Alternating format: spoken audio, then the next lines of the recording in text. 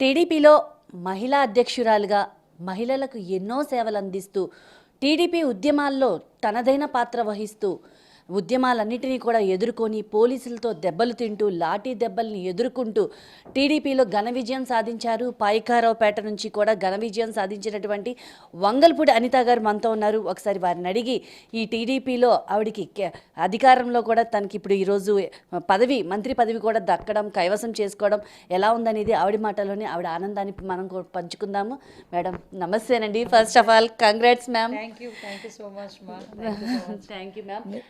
అంటే యాక్చువల్గా మ్యామ్ మీరు ఎన్ని ఉద్యమాల్లో పాల్గొన్నారో మేము కల్లారా చూసాము. లాఠీ దెబ్బలు తిన్నారు, ఎంతోమందితో అవమానం పడ్డారు, ఎన్నో ట్రోలింగ్స్ ఎదుర్కొన్నారు. ట్రోల్ చేయడంలో మిమ్మల్ని మామూలుగా ట్రోల్ చేయలేదు, ఎన్నో ఇబ్బందులు ఎదుర్కొన్నారు ఒక మహిళగా. సో ఎలా అనిపిస్తుంది? నిజంగా ఈరోజు కష్టానికి తగ్గ ఫలితం. ఆ మాట కన్నా ఇంకా పెద్ద మాట ఏంటంటే ఈరోజు నా మీద బాధ్యత పెరిగింది అన్న సంగతి అయితే చాలా క్లియర్గా అర్థమవుతుందండి. నిజంగా నిన్న ఆ మంత్రివర్గంలోని స్థానం కల్పించడం నిజంగా చంద్రబాబు నాయుడు గారికి, లోకేష్ బాబు గారికి, తెలుగుదేశం పార్టీ కార్యకర్తలకి, ముఖ్యంగా పాయకరావుపేట నియోజకవర్గ ప్రజలందరికీ కూడా నేను నా కుటుంబం కూడా జీవితాంతం రుణపడి ఉండాలి. ఎందుకంటే ఎక్కడో పనిచేసిన ఒక టీచర్గా పనిచేసిన నన్ను ఈరోజు తెలుగుదేశం పార్టీ గుర్తించి ఈరోజు ఒక మంత్రివర్గంలో నాకు స్థానం కల్పించడం అనేది చిన్న విషయం కాదు. కానీ లాస్ట్ 5 yearsలో మేము పడ్డ కష్టం మీరు ఇందాక చెప్పినట్టుగా మామూలు అవమానాలు ఎదుర్కోలేదండి.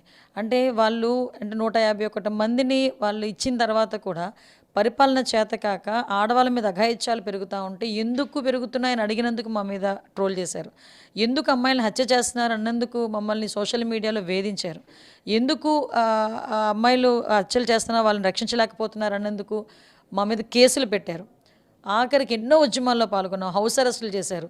పోలీస్ డిపార్ట్మెంట్ వాళ్ళు పోలీసులు పనిచేయడం కన్నా మా ఇళ్ళ దగ్గర కాపలా కాయడం ఎక్కువైపోయింది 5 సంవత్సరాల్లో.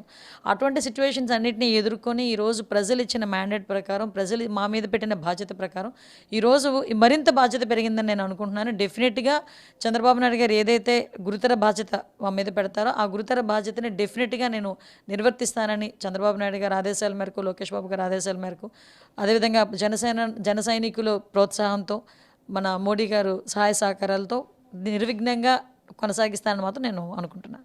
మంత్రివర్గంలో స్థానం రావడం ఒకటైతే, అంటే ఈ పదవి కావాలి అని మీకేమన్నా, ఈ పదవిలోనే నేను ఎక్కువగా ప్రజల వద్దకు వెళ్ళగలను, ఇందులో నేను సేవ చేయగలనని మీకేమన్నా ఉందా మేడం? యాక్చువల్గా నేనైతే ప్రజాక్షేత్రం నుంచి గెలిచి రావాలనేదే నాకు చాలా కోరిక అండి. అందుకే లాస్ట్ టైం కొవ్వూరు పంపించిన తర్వాత నేను అక్కడ నుంచి ఇబ్బంది పడినా మళ్ళీ పాయకరావుపేటకి వెళ్ళి నా పొజిషన్లోనే నేనైతే ఆ రోజు ఒకటి అనుకున్నాను, ఎక్కడైతే నేను పడ్డానో మళ్ళీ తిరిగి అక్కడే లగాలి అనుకున్నా. అందువల్ల చంద్రబాబు నాయుడు గారిని పాయకరావుపేట గురించి మాట్లాడినప్పుడు విషయం ఏంటంటే, ఇందులో ఒక విషయం చెప్పాలండి, శ్రమకు తగ్గ ఫలితం ఉంటుంది, కష్టానికి తగ్గ ఫలితం తెలుగుదేశం పార్టీలో ఉంటుంది. దానికి ఏది లాబింగ్లు అవసరం లేదు, పైరవీలు అవసరం లేదు, నాయకుడు చుట్టూ తిరగక్కర్లేదు అని చెప్పుకోవడానికి ఐఎమ్ ద బెస్ట్ ఎగ్జాంపుల్. ఈ రోజు వరకు ఒక మహిళా అధ్యక్షురాలుగా చంద్రబాబు నాయుడు గారు గుర్తించిచ్చారు, ఒక పాల్ బ్యూరోగా చంద్రబాబు నాయుడు గారు గుర్తించిచ్చారు. ఈరోజు మంత్రివర్గంలోని కూడా చంద్రబాబు నాయుడు గారు, లోకేష్ గారు, మన పవన్ కళ్యాణ్ గారు అందరూ కలిపి ఈరోజు నన్ను గుర్తించిచ్చారు. కానీ ఇందులో ఒక సామాన్య మధ్యతరగతి కుటుంబానికి సంబంధించిన నేను ఈరోజు ఒక టీచర్ పొజిషన్ నుంచి ఈ పొజిషన్కి వచ్చానంటే బికాజ్ ఆఫ్ చంద్రబాబు నాయుడు గారు. నేను ఒకటే అంటాను, చాలామంది నన్ను అడుగుతుంటాను, నీకు గాడ్ ఫాదర్ ఎవరు లేరా, నీకు గాడ్ ఫాదర్ ఎవరు లేరా అని. నాకు ఎందుకు లేరు గాడ్ ఫాదర్? నాకు చంద్రబాబు నాయుడు గారు పెద్ద గాడ్ ఫాదర్. నాకు అంతకు మించిన గాడ్ ఫాదర్ నాకు ఇంకెవరు ఉండాలి చెప్పండి? సో ఆ కుటుంబానికి, తెలుగుదేశం పార్టీకి నేను, నా కుటుంబం జీవితాంతం రుణపడి ఉంటాం. మేడం, అంటే మీరు అన్నట్టు ఏ మంత్రి పదవి ఇచ్చినా, ఏ పోస్టింగ్ ఇచ్చినా, సో మీరు ముందుండి ప్రజలకి సేవ చేయడానికి రెడీగా? డెఫినెట్గానండి. ఎందుకంటే మేము చెయ్యాలి, చేసేటట్టు మా నాయకుడు, అధినాయకుడు మమ్మల్ని ప్రోత్సహిస్తారు. నిన్న టీడీఎల్పీలో మనకి ఎన్డీఏ మీటింగ్లోనే చూశారు మీరు, చంద్రబాబు నాయుడు గారు చాలా క్లియర్గా చెప్పారు, ఈరోజు మన మీద బాధ్యత పెరిగింది, ఈ బాధ్యతకు అనుగుణంగా మనం పనిచేయాలి తప్పించి పగలు ప్రతీకారాలు అంటూ కూర్చుంటే అవ్వదు. చట్టం తన పని తను చేసుకెళ్ళిపోతుంటుంది, మనం మాత్రం ప్రజలకు. అదిలోని ఇప్పుడు పరిస్థితి ఏంటంటే, ఏది అమ్మేసాడో తెలియదు, ఏది తాకట్టు పెట్టేసాడో తెలియదు, ఏది ఎక్కడ పెట్టాడో తెలియదు. అటువంటి పరిస్థితుల్లో ఈరోజు రాష్ట్రాన్ని ఒక గాడిలో పెట్టాలి అనుకుంటే పవన్ కళ్యాణ్ గారు కూడా దార్శనికత కలిగిన చంద్రబాబు నాయుడు గారు అయితే బెస్ట్ అని చెప్పి చంద్రబాబు నాయుడు గారు నన్ను ఎన్నుకోవడం జరిగింది. చంద్రబాబు నాయుడు గారు వెనకాతల మంత్రివర్గంలో కూర్చోవడం అంటే నిజంగా అది హాట్ సీట్ మీద కూర్చోవటమే. అది ఎంజాయ్ చేస్తాం మేము, డెఫినెట్గా దాన్ని, ఆ ఫీల్డ్ని మేము ఎంజాయ్ చేస్తాం. At the same time work కూడా చేస్తాం. ఈరోజు అంతమంది అతిరథ మహారథులు అందరి మధ్యలో మేము ఈరోజు ప్రమాణ స్వీకారం చేయడం అనేది నా పూర్వజన్మ సుకృతంగా భావిస్తాను. అది చంద్రబాబు నాయుడు గారు నాకు ఇచ్చిన అవకాశంగా నేను భావించుకుంటాను. అలాగే నిజంగా మ్యామ్, మంత్రివర్గంలో ఒక లేడీ ఒక లేడీ ఇంతమంది మగవాళ్ళని కాదని ధీటుగా మీరు కూడా ఒక లేడీగా మీరు ముందుకు వెళ్ళడం మీకు ఎలా అనిపిస్తుంది? అంటే మీరు అబ్జర్వ్ చేయండి, తెలుగుదేశం పార్టీ డే ఫస్ట్ నుంచి కూడా మహిళలను ఎంకరేజ్ చేస్తూనే ఉంటుంది. ఈరోజు అసెంబ్లీలో 22 మంది మహిళలు ఉన్నాం ఈరోజు. అంటే ఎప్పుడు కూడా మహిళా పక్షపాతి. మీరు అబ్జర్వ్ చేయండి, మేనిఫెస్టో కన్నా ముందు మహాశక్తి రిలీజ్ చేసింది తెలుగుదేశం పార్టీ. మేనిఫెస్టో కన్నా ముందే మహాశక్తి వచ్చింది. సో మహిళలకి ఎలా రక్షణ కల్పించాలి, మహిళలు నెల అయ్యేసరికి నువ్వు ఇచ్చే చిల్లర డబ్బులు, సంవత్సరం అయ్యేసరికి నువ్వు ఇచ్చిన చిల్లర డబ్బులు కాకుండా నెల అయ్యేసరికి ఒక 20,000 30,000 ఎలా సంపాదించుకోవాలి ఒక మహిళ, తాను కాళ్ళ మీద ఎలా నిలబడాలి అన్న పరిస్థితి అయితే తెలుగుదేశం పార్టీలోనే ఉంటుంది. సో ఈరోజు మేమేనండి బెస్ట్ ఎగ్జాంపుల్స్. నేను కానీ, గుమ్మడి సంధ్యారాణి గారు కానీ, మేమందరం ఎలాంటి వాళ్ళం, సవితమ్మ కానీ, మేమందరం ఎలాంటి వాళ్ళం, ఒక సామాన్య కుటుంబాల నుంచి బయటకు వచ్చిన వాళ్ళమే. ఈరోజు మంత్రివర్గంలో స్థానం కల్పించడమే కాకుండా మాకు ఒక సముచితమైన స్థానం, మాకు గౌరవం దక్కింది ఈరోజు. ఇంకొక విషయం ఏంటంటే, పాయకరావుపేట నియోజకవర్గ చరిత్రలో ఈరోజు వరకు మంత్రి లేరు. So I'm the first person in Payakaraopeta constituency. So అది కూడా చాలా హ్యాపీగా ఉంది. దానికి కూడా I'm very thankful to Chandrababu Naidu గారు. సో ఈ ఘన విజయం చూసుకున్నాక మీరు చూసుకుంటే గత 5 ఏళ్లుగా మీ మీద రకరకాల ట్రోల్స్ చేశారు. అంటే ఆ ట్రోల్స్ అనేవి ఒక మహిళ మీద, ఒక కుటుంబం మీద కూడా ఇంపాక్ట్ పడుతూ ఉంటుంది. సో మీరు ఎలా ఫేస్ చేశారు మ్యామ్? అమ్మ, మీకు విషయం చెప్పాలి, నేనైతే కొన్ని రోజుల వరకు నా పిల్లల్ని కామెంట్స్ చదవద్దు, ఫేస్బుక్స్ చూడొద్దు, ఇంకా ఆఖరికి బాబు పెద్దోడు కాబట్టి కొంచెం చూసినా ఒక్కొక్కసారి బాధపడేవాడు, ఏంటమ్మా ఇవన్నీ, అవన్నీ పట్టించుకోకు. ఎందుకంటే వాడు కాలేజీలో, వేరే కాలేజీలో చదువుతున్నాడు, వాడే కాదు వాడు చుట్టుపక్కల ఉన్న వాళ్ళు కూడా చదువుతారు. అయినా కూడా నిజంగా నేను ఇంతవరకు పని చేసుకోగలిగానంటే పెద్ద ఆయన అంటే చంద్రబాబు నాయుడు గారు వీళ్ళు ఇచ్చిన ప్రోత్సాహం ఒక ఎత్తు అయితే, నా కుటుంబ సభ్యులు, నా పిల్లలు ఇద్దరు కూడా నాకు ఇచ్చిన సపోర్ట్ అలాంటిదమ్మా. నిన్న రాత్రి అనౌన్స్మెంట్ అయిన వెంటనే నా కళ్ళల్లో నీళ్ళు తిరగలేదు, కానీ నా కూతురు కళ్ళల్లో నీళ్ళు తిరిగినాయి, నా కొడుకు కళ్ళల్లో నీళ్ళు తిరిగినాయి.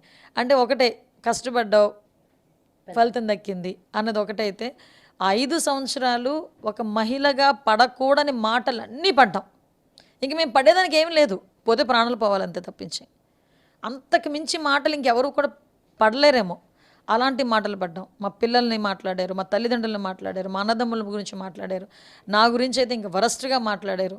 ఇంకా నా గురించి ఆర్టికల్స్ రాసి ఫేస్బుక్లో పెట్టేవారు, మార్ఫింగ్ వీడియోస్ పెట్టారు, ఇంకా బయటికి చెప్పలేని లాంగ్వేజ్తో మమ్మల్ని మాట్లాడారు. ఇంతకీ మేము చేసిన తప్పేందిరా అంటే, అరే ఆడపిల్లకి అన్యాయం జరిగింది, ఎందుకు అన్యాయం జరుగుతుందని అడిగినందుకు, అరే ఆడపిల్లలు అలా చంపేస్తున్నారు, న్యాయం చేయండి అని అడిగినందుకు, జగన్మోహన్ రెడ్డి చేస్తున్న తప్పుల్ని మేము ఎంచి పైకి పెడుతున్నందుకు ఈరోజు వాళ్ళందరూ ఏదో అంటారు కదా, పడ్డవాడు చెడ్డవాడు కాదని. ఈరోజు ఆ రోజు అలా అన్నారని చెప్పి నేను ఇప్పుడు చెడ్డదాన్ని అయిపోలేదు. సో మనకున్న క్రెడిబిలిటీ మనకుంది. సో మీరేంటో గుర్తించింది పబ్లిక్ అంటారు కదా. పబ్లిక్ గుర్తించడం ఒక ఎత్తు అయితే, నా నాయకుడు గుర్తించాడండి, అంతకుమించి నాకు ఇంకేం కావాలమ్మా. ఇంతకుమించి పెద్ద ప్రైజ్ నాకేముంటుంది. ప్రజలు గుర్తించారు, ఇంచుమించుగా 44,000 మెజార్టీ ఇచ్చారు పాయకరావుపేట నియోజకవర్గంలో. ఎప్పుడు లేదా మెజార్టీ. ప్రజలు అక్కడ గుర్తించారు, ప్రజలను ఆదరించారు, అభిమానించారు, ఆశీర్వదించారు. అట్ ద సేమ్ టైం దేవుడు లాంటి నా చంద్రబాబు నాయుడు గారు కూడా, లోకేష్ బాబు గారు అందరూ కూడా నన్ను ఆశీర్వదించారు. సో అధికారంలోకి వచ్చిన తర్వాత మీరు ఎలాంటి సేవలు చేయబోతున్నారు? అమ్మ, ఒకటి, మేము ఆ రోజు ఏదైతే మనం అందరం కూడా పోరాటం చేశామో, బడుగు బలహీన వర్గాలకి ఈ గవర్నమెంట్ దగ్గరగా ఉండాలి, అందరూ హ్యాపీగా ఉండాలి, భద్రతగా ఉండాలి, రక్షణగా ఉండాలి. సో మెయిన్ కాజ్ ఇది. చాలా పెండింగ్ ప్రాజెక్ట్స్ ఉన్నాయి, పోలవరం కానీ, అమరావతి కానీ, అన్నీ చాలా పెండింగ్ ప్రాజెక్ట్స్ ఉన్నాయి. వీటన్నిటినీ కూడా చంద్రబాబు నాయుడు గారు పూర్తి చేసే సమర్థత అలాగూ ఉంది. ఆయనకి బలం కూడా ఇవ్వాలని దేవుడికి నేను కోరుకుంటున్నా. పవన్ కళ్యాణ్ గారు, మోడీ గారు సహాయ సహకారాలు సంపూర్తిగా ఉండాలి మా అందరికీ కూడా. రాబోయే కాలంలో ఆంధ్రప్రదేశ్ అన్నది ఇంతకు ముందులాగే స్వర్ణాంధ్రప్రదేశ్గా మారు మ్రోగాలని మాత్రం నేను కోరుకుంటున్నాను. సో ఈ ఎన్డీఏలో పవన్ కళ్యాణ్ గారిది కూడా కీలక పాత్ర. అంటే ఒక పార్టీని బలంగా ముందుకు తీసుకెళ్ళడానికి పవన్ కళ్యాణ్ గారిది కూడా కీలక పాత్ర. దీని మీద మీరేమో?